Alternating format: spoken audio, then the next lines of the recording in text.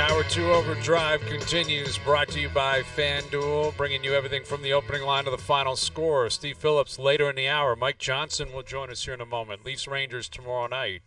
And Week 7 of the NFL, I wouldn't say it was kicked off with a bang last night, but Sean Payton back into New Orleans, and his Broncos won big last night, and the Broncos are in a playoff hunt. Credit to them. Right, if we were doing our exercise from an hour ago about NHL teams who we don't think can win a Stanley Cup, I would still put the Broncos in the category of unable to win a Super Bowl. There's no chance that's going to happen. But could they make the playoffs? It's possible. Possible they could make the playoffs. Jay's segment with the NFL, like the Dallas Cowboys are already on the list. The Dallas Cowboys, dude. As not being capable of winning the Super Bowl. No, they're not winning the Super Bowl. There's no word of capable. It's just these teams are not winning the Super Bowl, and Dallas is on it, dude. That's strong. You're that strong on that, man. Jay that comes up with that, or is it Luke that is throwing that out? Jay has a guy on his show. It's called Jeff Spetz. Okay. And he's a handicapper from FanDuel. Right. I love it. And he said this guy, and the Cowboys have zero chance. They did it last night, harsh, man. They did it last night, and it's the Dallas Cowboys are on it. I was like, man, that's just flat out putting it out there. I like it. I like it a lot. I really like that a lot, and I think that's probably an accurate assessment. I mean, the way that they've been playing this year, it does seem far-fetched that Dak Prescott's going to have some miracle playoff run for the first time ever. Exactly. And get them to the promised land. Boys. I misspoke. The segment is called Todd's Odds. Todd's Odds. Okay. Not Jeff Spetz. Okay. Todd's Odds. That's what your segment is, Jeff's Bets. No, it's not. It's not going to be called. Create something, Jeff's Bets. Like, what would you be willing to bet on right now? Give me one thing in the NHL that you're willing to bet on. Guaranteeing this will happen. I got one, but go ahead. An automatic, like for this season? Yeah, I guess an individual award or a team doing something. I guarantee you Igor Shesterkin wins the Vezina. I guarantee you Austin Matthews scores 40 goals. Well, obviously 40 goals. Vezina. I mean, show some stones and give a bigger number than that. 40 goals. 40 goals is no joke, dude. It is for him. It is 40 goals for Matthews would be a disappointing season, would it not? Like on an individual basis. Am I wrong? If he's healthy, yeah. That's what I'm saying. He plays 82 games and only scores 40, and I know that sounds so ridiculous. Give me 10 more days, and I'll have a Jeff's Bets for you because I'll have some teams that I'll say. Shesterkin winning the Vezina is pretty wild early. That's a very rich call. That is 5 games rich. into the season. I just think with the hype and the build-up and his story and the attention he's going to garner. Every win for that guy, it's like 3 wins. Every save, it's like his save percentage goes up 12 points. I just think it's going to be one of those attention things. That's one of Jeff's bets. Shesterkin Vezina. I would bet Vasilevsky. He's looked really good. He has. Hellebuck, I would say, has looked pretty good too. Yeah, I mean they're Winnipeg's undefeated. Tampa's only played 3 games. This is Jeff's Bets, man. Jeff's Bets, that's cool, man. I like it. You said lock of the century. Those aren't locks of the century. Those are really like low odds. Right. You'll get good like plus money on that. But those like big are plus such money. low odds. Like yes, they're one of like segment's 8 or 10 called guys. Jeff's Bets. I know. Not Todd's Odds. Not Hayes' phases. It's Jeff's Bets. Okay. I like it, man. Hey, listen, that's bold. It's bold. I do think Shesterkin will be in the running. I mean, I think that goes without saying. But Markstrom might have his hand up within the division. You mentioned Vasilevsky, but Bobrovsky's off to a pretty good start. Like there's lots of, there's lots of guys. Like that one, I thought you were going to be like Matthews, like scoring 40. Yes, that's like McDavid.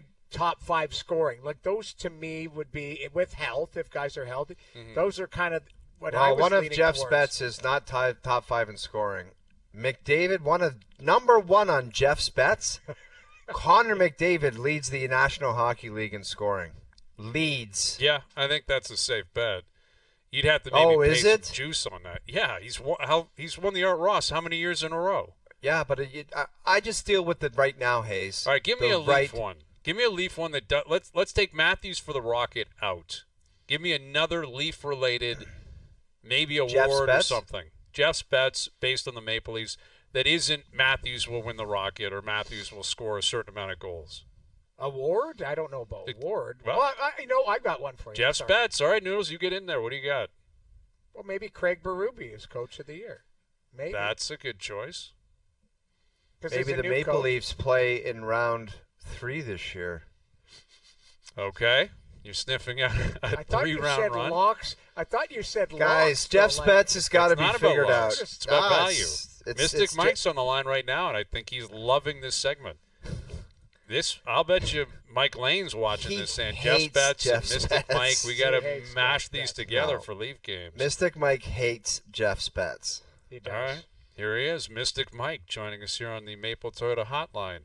Do you have any bets that you want to lay on the line right here, right now, that are Leaf-related? The Leafs will win the Jennings Trophy. Ooh, a 2-pack. Will it be Hildeby or Wall playing with Stolarz? Oh, well, you have to play a certain minimum. It could be just Stolarz. You have to play a minimum to be part of that thing. Okay. Right? Noodles would know these rules. Yeah. You need 25 games played. I would like to see it grandfathered down. But do you remember the year that Marty Brodeur would win it every year? And near the end of the games, they were putting in Mike Dunham for 1 minute so he'd get a game played in so that they could win the Jennings together. Nice charity play. Here, get your gear on, Mike. Go out there and get yourself they threw him Jennings. in for the last minute. He would get a game played in because Marty was playing 75 games a year. So they would throw the backup in there so that they could be a tandem. He would get the games played in so that they could win the Jennings together. Okay. All right. I like that. Mystic Mike. That's an interesting take. I thought maybe there'd be a Selke thrown out there. Could Matthews, now that he's killing penalties, could he win the Selke this year? Would you take odds on that? Yeah. I mean, that's probably as likely, if not more likely, because I think the Selke comes with two different things. One, you have to kill penalties, right? And even though clearly Austin Matthews in years past would have been good enough to kill penalties, the fact that he wasn't is held against him, right? Okay. Yep. And the other part of it is you got to be on a good team, and if the Leafs are a good team, and he's sort of leading them in that regard. Because I think the Selke in some ways, not that the guys who win it are not deserving, but it becomes a bit reputational. I don't know if the voters dig in. Is Barkov really better than O'Reilly, who's really better than Austin Matthews? I think they just sort of vote by reputation. But you can't win it without killing penalties. That would not be a terribly long odds that could happen this year. That's one of Jeff Spetz. Austin Matthews kills penalties now. No, it's one of Jeff Spetz. Austin Matthews will win the Selke. I would say Mitch Marner has. I mean, Marner's been the last couple years has been at least looked at harder in that for way. wingers. Yeah, but I mean, Mitch Marner killed penalties and has been very damn good at it the last couple years. Lettinen won 2 in a row, I think, in Dallas. That's all I'm saying is that. Mitch Marner, if you're talking about reputational, that's where I thought, I agree, Matthews, very good player, center, all of that, but Mitch Marner has been, in my opinion, a very good defensive forward. He's finished, I believe, top 3 in the voting. That's what I'm saying. I think he was third a couple years ago. He's on people's radar already. That's what I thought. Barkov is just, the baton was passed from Bergeron to Barkov. I don't think people even vote. They just say Barkov it's a shoe-in vote. Well, it always is. Nico Hischier, there's some guys that have really pumped in there now. You know what I mean? And Barkov's got the injury that's probably going to take him out for a couple of weeks. That might open it up to the field, but it just felt like Barkov has been a lock the last couple of years. Yeah. He has been, right? Ryan O'Reilly's been in there. I think Lettinen won. Did Mark Stone win one too? A Selke? It wasn't even the first winger since Lettinen to sort of get that. And let's not forget, guys, it's not like he hasn't earned it. You take a look at what Barkov went against to win a Stanley Cup down the middle. Pasternak had feathers. Remember MJ? Oh, he was great in the playoffs. But the Selke's about the regular season, though. Well, I mean, but yes. Playoffs are more important. I'm just saying, I agree with that. For them to win a Stanley Cup, Barkov was shutting down the best of the best. Mm-hmm. And I think, it was Pasternak, it was Panarin, Like McDavid had feathers in in that final game, Game 7. Well, Kucherov in the first round, they did nothing. Yeah. Tampa, nothing against Florida, and Braid Point. Yeah, no, exactly. Yeah. All right, we got Matthews for the Selke, Marner possibly in there. We got a Jennings. I mean, Craig Berube maybe win. Everything's coming up Maple Leafs. Jeff Spetz is going to be a great segment. Johnny, we just mentioned Mitch Marner. What have you made? What have you made of his game thus far? Yeah, I think he's been pretty good. I think he's been. He's I think a little bit like Austin, where he was trying to be very committed to the program, very committed to what he's being asked to do, and trying to find a balance there with, how to create. I think he would wear that the power play was struggling. He's a big part of that, whether that thing works or doesn't. And maybe that would be one area where he wasn't quite as effective as he wanted to be. But yeah, I think he's been good. I don't think I see him cheating. I don't see him getting frustrated. I think I see him just playing. And him just playing is a really good player. So, yeah. And the other thing I've noticed from him, his goal he scored, there was the wrist shot from a distance. It was only his first goal he ever scored when he picked up through his feet there. I think he can shoot the puck a little bit better this year. I think he's got a little bit more juice on his release than he has in years past. So that might be something to watch if he elects to shoot more often. But I think he's been fine. I think there should be no complaints about how he's performed at all this year so far. Johnny, you touched on the power play. One thing I have been watching, and I know they want to have some motion, they want to have guys moving into certain places. I find sometimes they do some empty calorie skating in motion where they get the puck and instead of a quick moving pass, they skate 30 feet and stop, almost skate into the checker, and it's just that got you nothing. You know what I mean? They'll go up and then back, and it's that did nothing. It's almost like they're skating into the penalty killers as opposed to moving it around and trying to get the penalty killers to come to them. Yeah, power play is interesting to me. You played your power play the whole life. How much should it be systems? How much should it be instinctive? And that's an interesting conversation because the reason why guys are on the power play is because they are talented, because they are creative, they think the game in an offensive way. And yet, every team has some sort of, principles or system in what you're trying to do on the power play, who goes where and where the puck's trying to get to, the kind of shots you're looking for. And, I think with Marc Savard, it feels like a lot of what he's asking them to do is sort of instinctive out of system playing, where they're just sort of allowed to go where they want. And again, maybe that's part of the transition of a new coach and new philosophy, allowing them to just sort of play with some ideas as opposed to more structure. But yeah, if you're going to let guys free flow, and sometimes they're going to free flow to the wrong areas. If two guys are not on the same page, or one guy's thinking one thing and the guys are not, the penalty killers do something different.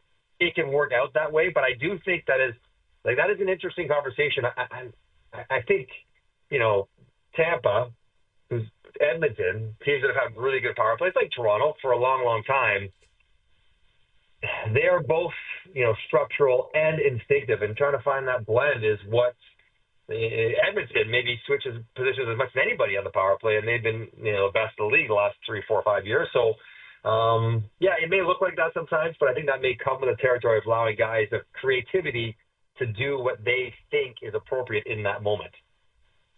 With Mike Johnson, our TSN hockey analyst, the Canucks won last night in overtime. That was significant. The Elias Pettersson minute tracker has become a thing. I don't know if you witnessed that yesterday before the game. It had been what was that last night? Well, it was 440 minutes at even strength since his last even strength goal. It didn't score last night. I don't know how much, was tacked onto that. I would guess 13, 14 minutes last night.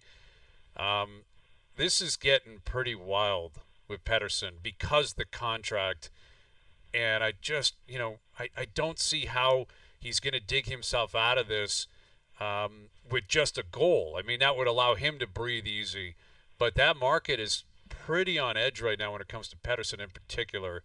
What are you witnessing in his game, and why has it just gone so awry ever since he signed that contract? It's so peculiar because, listen, everybody goes through ups and downs. That's fine, and you can go through stretches. Even really good players can go through stretches where they don't score the way they want. But he looks so far from the player who got the contract, one of the best players in the league. It's amazing a guy that good looks like he's absolutely suffering from a crisis of confidence. Like, he doesn't believe in what he's doing or believe he's good enough to trade the way he is. You see some of the sort of soft shots he throws in the net from an angle or the decisions on the power play. He looks like a guy who is so unsure of himself that he can't do anything with authority, with conviction. It's all sort of like, I hope this works. I'm not sure. And even good players can't play in the NHL like that. I don't know how you rehabilitate someone's confidence who looks like it's completely shot. Obviously, the player he is in there, but he just looks like he's lost his confidence, but in such a major way for such a good player that the coaching staff has to make it a priority. Like, how do we get this guy back sort of up and running to what we need him to be? Because him being just okay is no good. Like, he makes whatever, $10.5 million, $11 million. Like, he's got to be better than just okay. And he looks like he's got a long way to go. Like, it doesn't look like you said, Hayes, one good game, one good shot, one goal off his backside, and he's like, okay, it's all better. It looks like it's gone a little deeper than that at this point, which means it'll take a little bit longer to get out of. Johnny, of these teams that are undefeated or don't have a win, and I'm looking at Colorado and Nashville, which one do you have more faith that they will dig out of? Can we get the medical records for Colorado? Well, that's the biggest problem. That's the hard part. Like, I don't like Lekkonen's going to come back. Kay's going to come back. Nichushkin will be eligible to come back, and you're going to assume that he's like. I guess I'm thinking Colorado because we can talk about Georgiev, and he's been not good. Fair enough. Terrible. But he's led the league in wins the last 2 seasons without putting up spectacular Hasek-like numbers, right? Like, they haven't needed him to be a world-class top 5 goalie. They just need him to be good enough because the roster was so strong. And I think when everyone gets back there, the roster will once again become that strong. So I guess I want to say Colorado because with good health, they'll look a lot like last year. Nashville, I guess I think they will too, but I guess I'm just a little bit less certain because adding these new elements, Noodles, like such important players and changing the dynamic on the team, it feels like they're not like they were always sort of the plucky Predators, right? Like sort of overachieving, have to play hard, have to be, give everything they have to be successful. Now also they have all these star players and Shea and Marchessault and Stamkos and everybody else, and maybe they've lost a little bit of that identity, and that may be harder to get back than just getting guys returning from the injured list. Well, and you look at Stamkos in particular, who still hasn't scored. I don't believe he had a point in the game last night.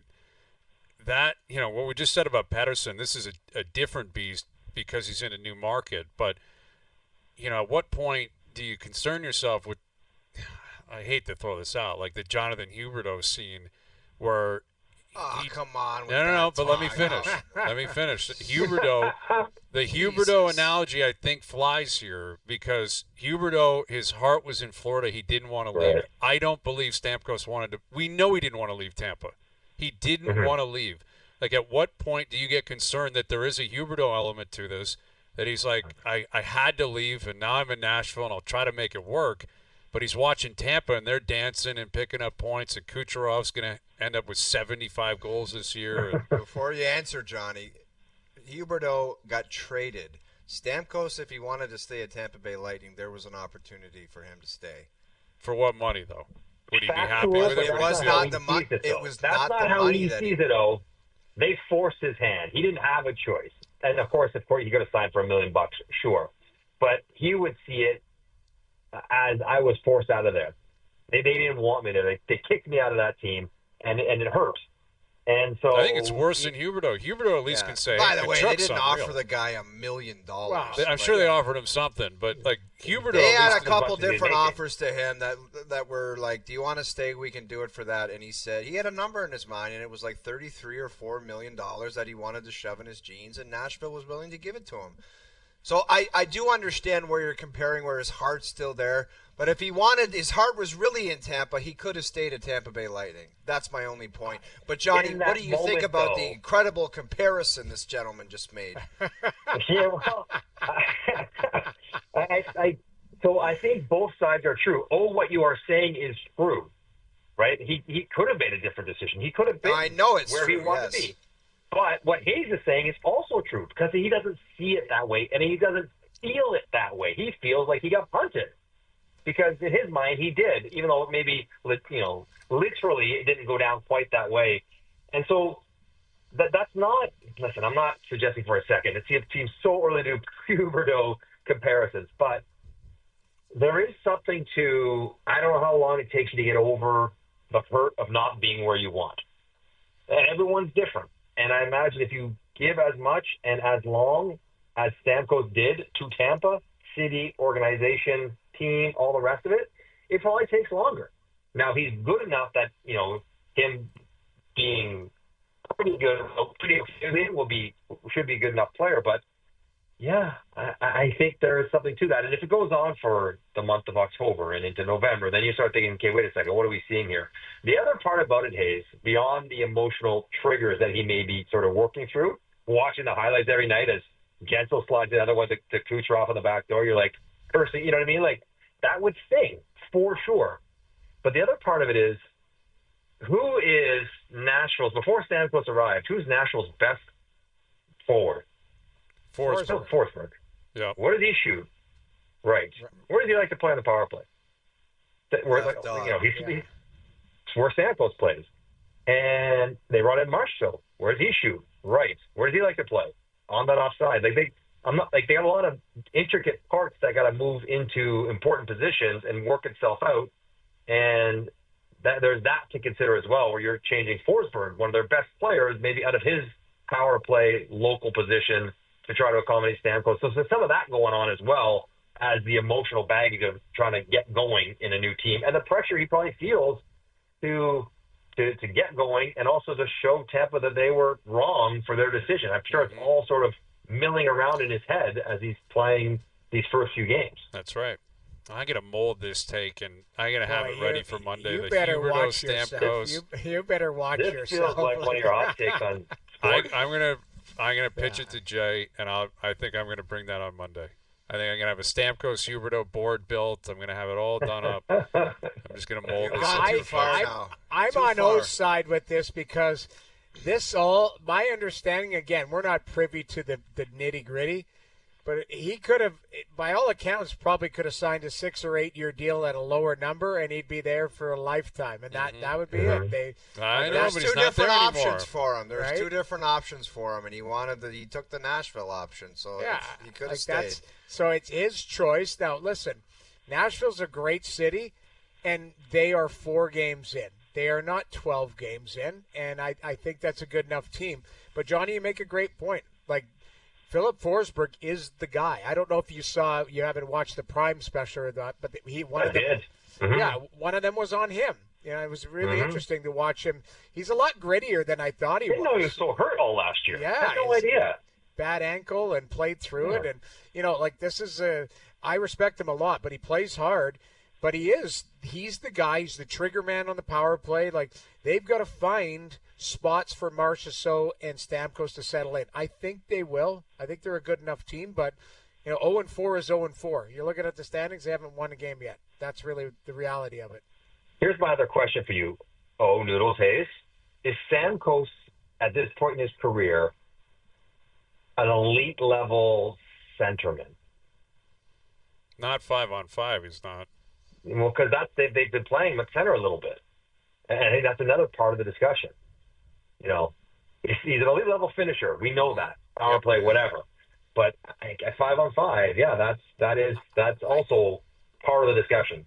I think he's creeping into that John Tavares conversation, right, at their age and, top players, and you've got to figure out what's best for them and what's best for the team. And I would say, with Tavares, obviously he's had a nice start, which is good, but, same thing with Stamkos. Like, you've got to find a spot for him, and he's got to be comfortable with it and be able to contribute, not just kind of try and keep up. Center's a tough position to try and keep up if Father Time is chasing you. Mm-hmm. Yeah, well, especially in that division, man. I mean, every division in hockey's got it, but Dallas is pretty loaded up the middle. If you're going to have to go up against McKinnon or whatever. I mean, there's a lot of good centers out there. It's not easy to do, especially 5-on-5. All right, Johnny, we'll leave it there. Mystic Mike, always great catching up with you, buddy. We'll do it again soon. All right. O's Bets, I can't wait to do our show on Tuesday. Jeff's we can do Bets. dueling Jeff's Bets. Jeff's Bets. Jeff's Bets, I'm sorry. Yeah. Jeff's Bets. Well, I can't wait for our dueling segments. We'll do it together. Kick off the whole new segment. Be ready. Be ready. Thank you, Johnny.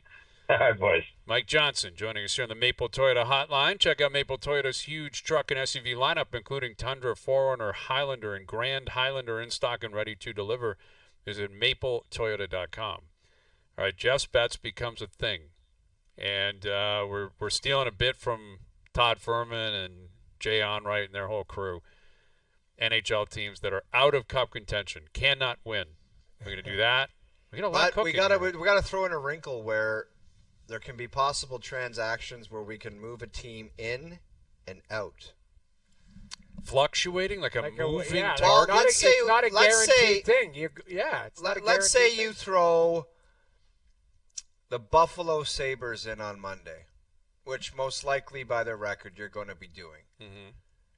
If they go on a St. Louis Blues heater, a month later you can take them off the list and put another team in. Like add somebody in, you add in. But it would have to be an incredible turnaround for you to say, I have an announcement to make, just like Jerry would say. Yeah, that would have to be. Like St. Louis is a great example of that, where by November or December that year, everyone would have put them on your list. Naturally. Yes, everyone had them out. They were dead last in the league in January. But the thing is, no one could have ever predicted a cup. You probably wouldn't even have put them, taken them off. You would have said, nice run, they're still way done. Right.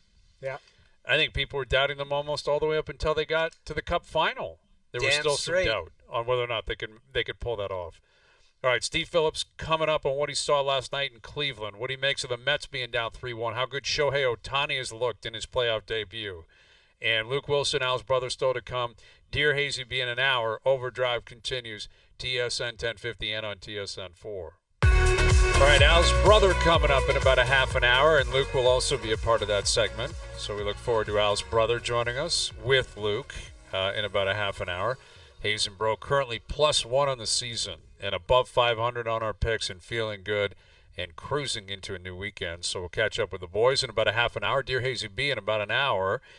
Mets are up 3-0 already. Bottom of the first. Pete Alonso just hit a 3-run home run. Needless to say, must win. Got to treat it like a Game 7. You're down 3-1 in the series. They have to. Yeah. Got to treat it like a Game 7. My favorite saying in sports when it's not actually a Game 7. Is there a chance that the Mets make a series of this, come back? I think it's possible based on what they've done all year. Their mojo, how it just feels like they're this team of destiny, even though they have the highest payroll, I believe, in baseball. Yeah. But they're going up against a monster. And the Dodgers, last night, every time I flipped on that game, they had guys on base. The whole series, they just have guys on base all the time. Here's Steve Phillips, our TSN MLB insider. I guess you're the guy to ask, Steve. Do you think the Mets have a chance to make a series here? Boy, I think it's going to be tough. Obviously, if they win today, here's the thing. If they win today and they make it 3-2, then they go back to L.A., and the Dodgers are going with a bullpen game in Game 6, and that was the same bullpen group that they went with in Game 2 that the Mets did win that game. And so, look, there's always a chance. It felt like yesterday the Mets had sort of run out of gas, but the bottom line is that, the Mets have been outscored 30-9, well, now 30-12 after the 3-run homer, but it's the 31 free passes that they've given the Dodgers hitters that have been the problem. They've given up 31 walks in 4 games, and 12 of them have scored. So 12 of the 30 runs, 40% of the Dodgers' runs in this series have been players who were walked and been put on base. And, some part of that is the Dodgers. They're the second lowest chase percentage of any team in baseball this year. But the Mets also had the third most walks of any team in baseball. And so, the Mets have to figure out how to get hitters out throwing it over the plate. I think that's going to be the big challenge for them. And David Peterson on the mound today, instead of Senga, I think is the right move for them. Now they need some length out of him to protect that bullpen that has been so overworked for New York. Steve, it's trending towards the Dodgers and the Yankees. If that ultimately does happen, is that good or bad for baseball? Oh, I think it's great for baseball. I mean, the ratings are good. The ratings have already been really good. Yeah, but I'm not talking about ratings. Like, what are we going to hear grumblings from the Cincinnati organization, from the Pirates, like where they're just like, we can't compete? Are we going to hear that? I do understand the ratings will be off the charts. Yeah, I don't think you can. I mean, the Guardians' payroll is $56 million or something. That's less than Ohtani makes, and yet here they are, the second best record in the American League. So, look, there is a benefit to spend money, but you know what? If you're a small market team, you bought a small market team, and you knew what came with that. And if you spend the money to buy a large market team, you know the benefits that come with that, and the additional revenues that you make, and the ability to spend more money on it. And you're right. Look, three of the highest payrolls are out there now: the Mets, Dodgers, and Yankees. Guardians certainly among the least. But look, the bottom line is you got to go out there and play. We've seen the Rays make runs in the past before. The Twins have been competitive before. The Guardians the Royals are small market teams that have had success. And so I don't think that there's any victims in all of this. And I do think that if it's Mets and Yankees, I think or Mets and Yankees, or really Dodgers, Yankees. But if you've got Judge against Ohtani, Soto, and Betts, I just think for the game itself and the growth of the game and the interest from a fan base, I think it's phenomenal. Yeah, you can't beat that kind of star power. You couldn't possibly script it any better. And Ohtani in the playoffs, he's got no history, obviously, considering his previous employer in LA with the Angels. And last night, like, what a way to set the scene, Steve, for him to step up and just destroy a ball to right field. And I would say he looks very comfortable in the playoffs. What have you made of Ohtani in particular? Well, there was the whole narrative that he's not hitting with the bases empty, but he was 17 for his last 20 with runners in scoring position. And so, he thought, well, let me put an end to that. Let me just lead off the game with a home run with nobody on base and hit a home run. I mean, he is just, it's unbelievable what he's done. Like, people are like, oh, look how bad he is with nobody on base. Okay, yeah, but he's 17 for 20 with runners on base in scoring position. And so he's a superstar. Mookie Betts, 4 hits in the game yesterday. Max Muncy had reached base 12 consecutive at-bats. Tommy Edman has had some great at-bats for the Dodgers, and what a valuable pickup he was at the deadline. You think about what the Dodgers did at the deadline. Without Jack Flaherty, they probably wouldn't be where they are right now. I mean, he went 6-1, 7-1 during the season to finish up. He protected their bullpen so that they could be available for all of the other starters who had been hurt and needed protection. Edman can play center field as a high-level defensive player and play shortstop as a high level. He could be a table setter or a run producer. And then Kopech has been fantastic. He could be one of those guys you bring into the 5th inning to neutralize the big bats in the opponent's lineup. You can pitch him in the 9th inning and do that. So, the Dodgers have a really well-balanced team. They've overcome, the fact that their pitching has been as good as it has been, it's been a complete surprise to me. And, you think about all of the big questions about them was that they didn't pitch, and they've been pitching great. So it's going to be interesting to see how this one finishes off. I think that, it's going to be a challenge for the Mets to really, truly get back into this series. But one game at a time, one pitch at a time, one inning at a time, and maybe they've got a shot to do it. With Steve Phillips, so you look at the American League side of things, it's always amazing when you see multiple big home runs in the same game. And obviously, the Guardians, they walk off the Yankees last night. And, Fry is a guy who steps in, pitch hitting scenario earlier in the game, and he's the guy that gets the job done. Yet I feel like the ninth inning Jhonkensy Noel home run is the one that we're going to remember forever. Does that feel – do you agree with me in that statement, Steve? Like, what do you make of the idea that the actual walk-off winning home run is not going to be as popular in terms of the history books as the one that simply tied the game in the 9th? Yeah, I think it's interesting because, with David Fry, he also had 2 huge home runs against the Tigers. A 3-run home run in Game 4, the grand slam in Game 5. And so, you start thinking about his impact, and then this home run too. And so I think there's some part of it where I think he will be remembered in Guardians lore because of multiple home runs.